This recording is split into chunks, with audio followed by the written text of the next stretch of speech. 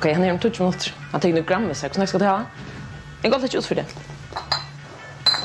Vad ska du göra? Han är actually en av de kända stigen här i Köpenhamn. Han känner öll. Så jag också säger, why not use what you can abuse? Shit, gå och fjärna så Britney-flöden. Och ingår inte någon förgörsord, det tog inte. Alltså jag har sagt till han och öll att det kommer i Ryssland.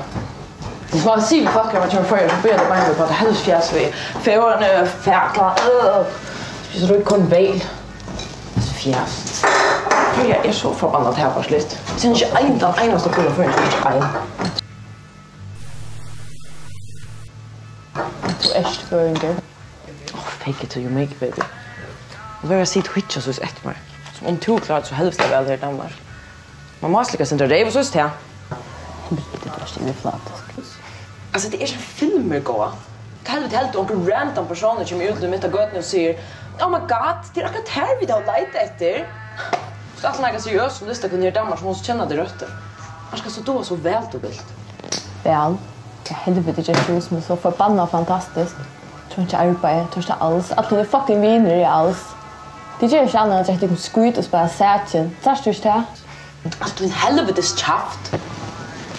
Flera folk känner fem bättre med än det känner te. Och varst du kan att alla dina viner här då är så fucking bra på grund av mer. Ja, jag missar det här men i onen tog. Kan det helvete helt du? Helt du bara kunde fylla Danmark så kunde inte alltid drömma uppfyllelse eller vad? Nej, kära. Du måste arbeta inte för det. Och det är rev till. Ja, det krävs.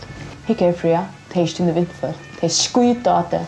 Det handlar bara att du går omkring fight och kläver och då ska du rätta tåla sig. Men värsta det tror jag det är en virkelig bruk för dem. Då får jag skjuta att det.